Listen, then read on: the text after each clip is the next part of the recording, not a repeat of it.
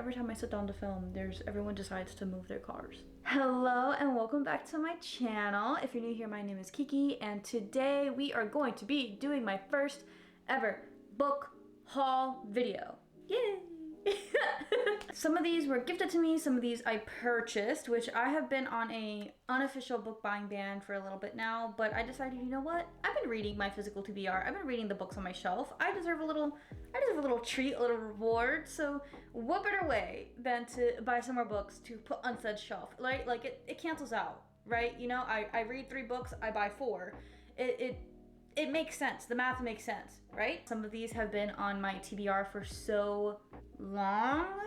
I'm so excited to have them. It's just really awesome to actually have them on my shelf that I can read them next year. So, book number 1, here we go. This may be a surprise to you, but Emily Wilde's Map of the Otherworld. If you saw my 5 before 2025, the first book, Emily Wilde's Encyclopedia of Fairies, was on that list, and she ate. She was so good, y'all. She was so good. She was my first 5-star in months. We were in a 5-star drought, and that book saved me. I was on the brink of death and she resurrected me. That is what that book did. So you know, I had to get the second one. I am not reading this at this moment, but I will be reading this the second I finish the 2 books that I'm on. But yes, this is the second book in what I assume is going to be a trilogy. I could be wrong. I know the 3rd book is coming out August, next fall 2025 is when it's coming out.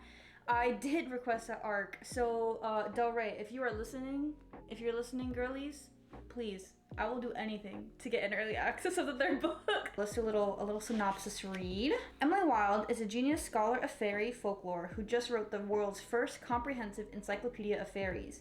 She's learned many of the secrets of the hidden ones on her adventures, and also from her infuriatingly charming fellow scholar Wendell Bambleby. Because Bambleby is more than brilliant and unbearably handsome, he's an exiled fairy king on the run from his murderous mother and in search of a door back to his realm. And despite Emily's feelings for Bambleby, she's not ready to accept his proposal of marriage. Loving one of the fair folk comes with secrets and dangers. Y'all, that proposal scene, if you haven't read the book. She also has a new project to focus on, a map of the realms of fairy. While she is preparing her research, Bambleby lands her in trouble yet again when assassins sent by his mother invade Cambridge. Now Bambleby and Emily are on another adventure, this time to the picturesque Austrian Alps, where Emily believes they may find the door to Bambleby's realm and the key to freeing him from his family's dark plans. But with new relationships for prickly Emily to navigate and dangerous folk lurking in every forest and hollow, Emily must unravel the mysterious workings of fairy doors and of her own heart.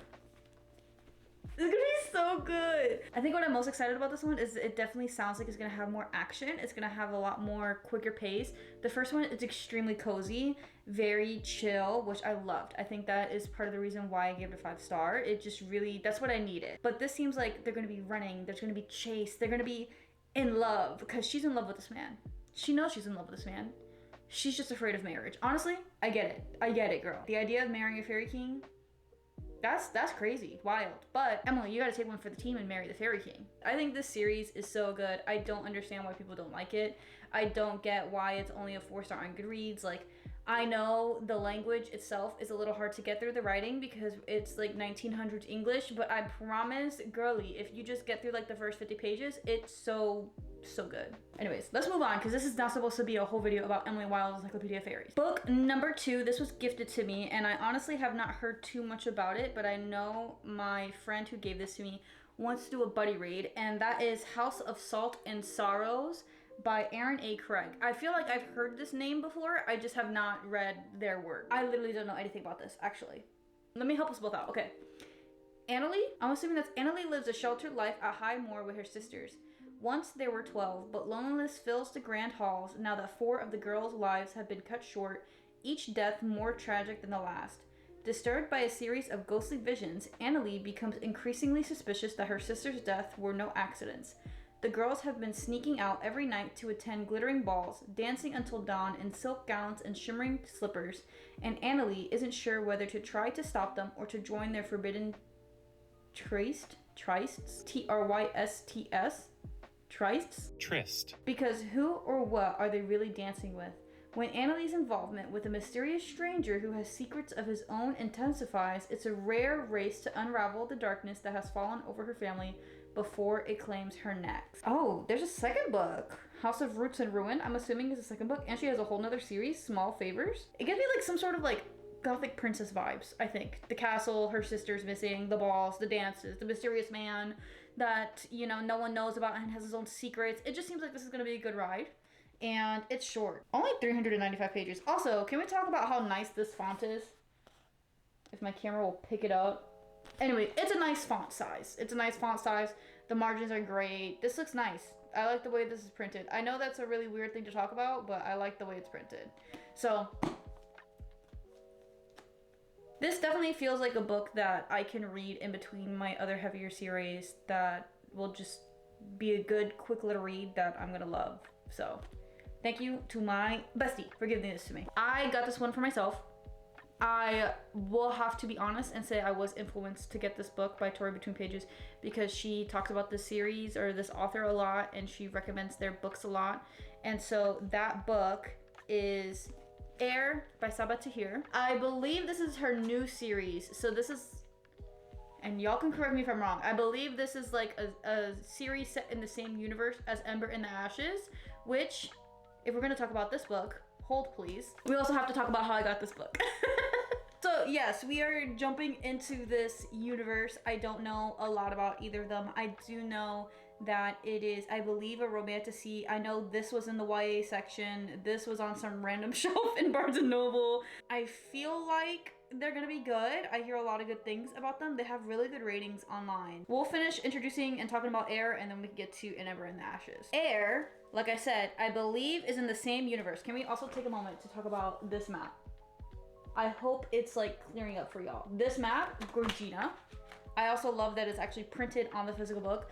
The book itself, are you joking me? Yes, I did get the Barnes & Noble exclusive and it was on sale. They had this for $5 off. That's a good deal for exclusive. Let's get to the actual synopsis. An orphan, an outcast, a prince, and a killer who will bring an empire to its knees. Sorry, let me not be dramatic. Growing up in the Kigari slums, Aiz, A-I-Z, Aiz, I'm gonna say Aiz, has seen her share of suffering. An old tragedy fuels her need for vengeance, but it is love of her people that propels her. Until one hot-headed mistake lands her in an inescapable prison where the embers of her wrath ignite. Banished from her people for an unforgivable crime, Saoirse is a down-on-her-luck tracker who uses magic to trace her marks. Destitute, she agrees to hunt down a killer who has murdered children across the Martial Empire. All she has to do is carry out the job and get paid. But when a chance encounter leads to an unexpected attraction, Saoirse learns her mission might cost her far more than she's willing to give up. Quill is the crown prince of the empire and nephew of a venerated empress, but he's loath to take the throne when his aunt steps down. As the son of a reviled emperor, he, better than anyone, understands that power corrupts. When a vicious new enemy threatens the survival of the empire, Quill must ask himself if he can rise above his tragic lineage and be the heir as his people need.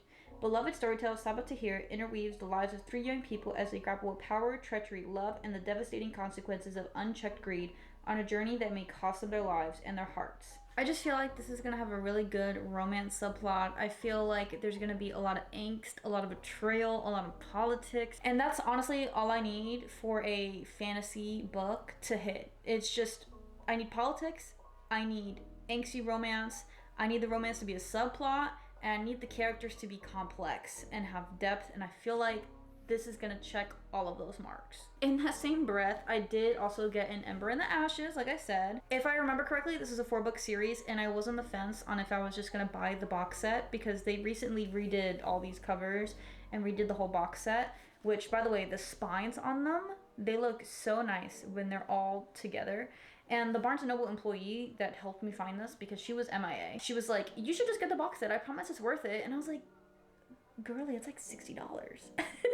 What if I hate this book? I mean, I don't think I will, but what if I hate this book? And she's like, let's get the box set. I didn't get the box set. I listened to my heart and I said, no, we're just gonna get the first one and then we'll see if we really like it and so on. This one I know for a fact is YA because this was in the YA section. I think it leans a little bit more towards like the standard romantasy enemies to lover kind of vibe, but let's go ahead and read the synopsis. Leia is a slave, Elias is a soldier, neither is free. Under the martial empire, defiance is met with death. Leia and her family do not challenge the empire. They've seen what happens to those who do. But when Leia's brother is arrested for treason, she is forced to make a decision. In exchange for help from rebels who promise to rescue her brother, she will risk her life to spy for them from within the Empire's greatest military academy. There, Leia meets Elias, the school's finest soldier, and secretly its most unwilling. He and Leia will soon realize that their destinies are intertwined and that their choices will change the fate of the Empire itself. Obviously, they're gonna fall in love. Obviously, they're gonna fall in love, which is gonna be really nice. But again, it still gives like that more political, angsty, like there's more going on outside of just their romance and being enemies to lovers. So yeah, I think both of Air and An Ember in the Ashes are both going to be really, really good. I have high expectations for them and I'm really looking forward to reading them this upcoming year. So I was really excited to get this book for Christmas for my friend because I have been on the fence about purchasing it just because I'm so intimidated by the sheer size of this book, but everyone talks about it online, and that book is When the Moon Hatched by Sarah A. Parker, which, speaking of size, like, why is the hardback half the size of the paperback? The paperback is literally this, I swear, this fat. Why is this one so skinny if it's literally the same book? And on top of that, look at this gorgeous art on the inside. That is literally so gorgeous.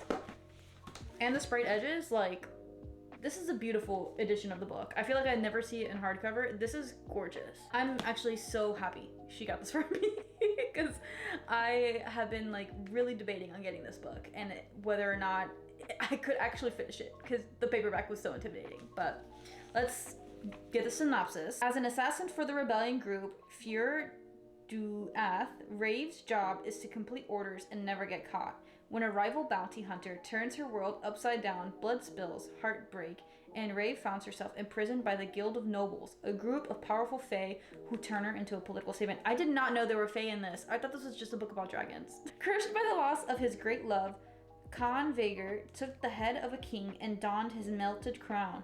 Now on a tireless quest to quell the never-ebbing ache in his chest, a clue lures him into the capital's high-security prison where he stumbles upon the imprisoned Rave. Ooh.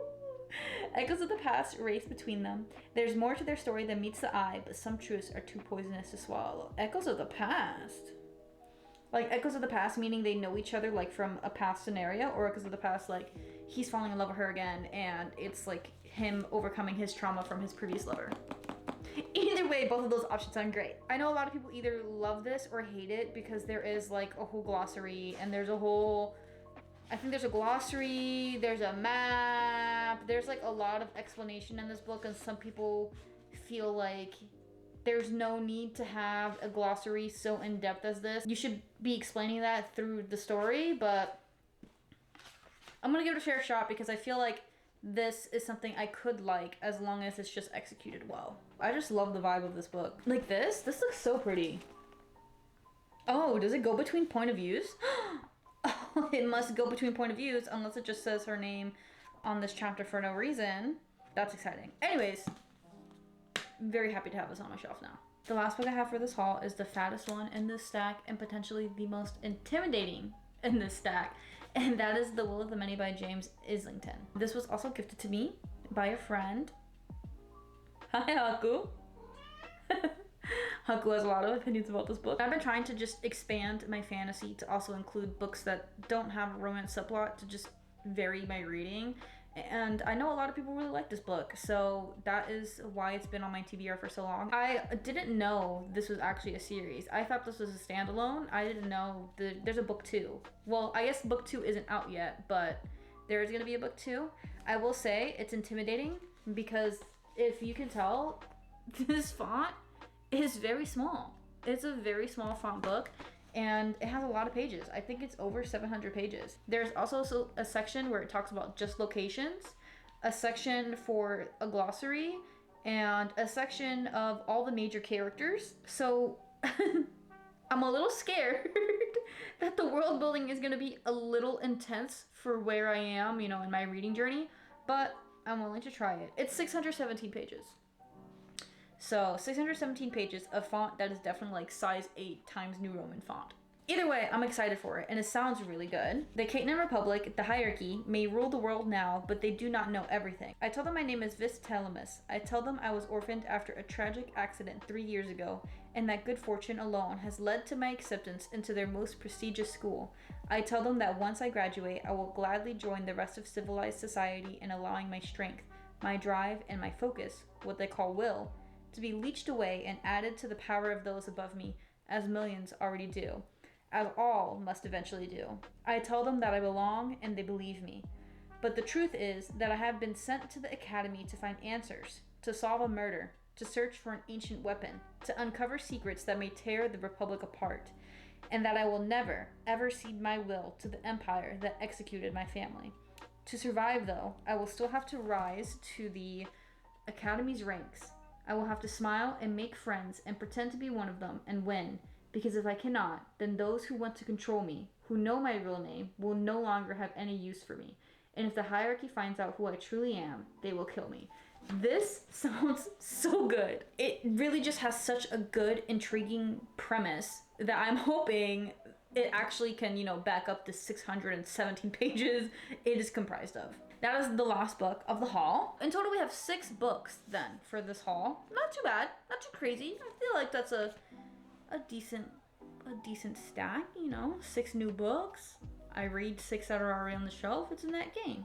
But that's where we're gonna end the video. I hope you guys enjoyed. Let me know what new books you got for Christmas or the holidays, and or what books that you were thinking about getting with maybe some gift cards that you also got for the holidays. Otherwise, I hope I'll see you guys in the next one. Bye!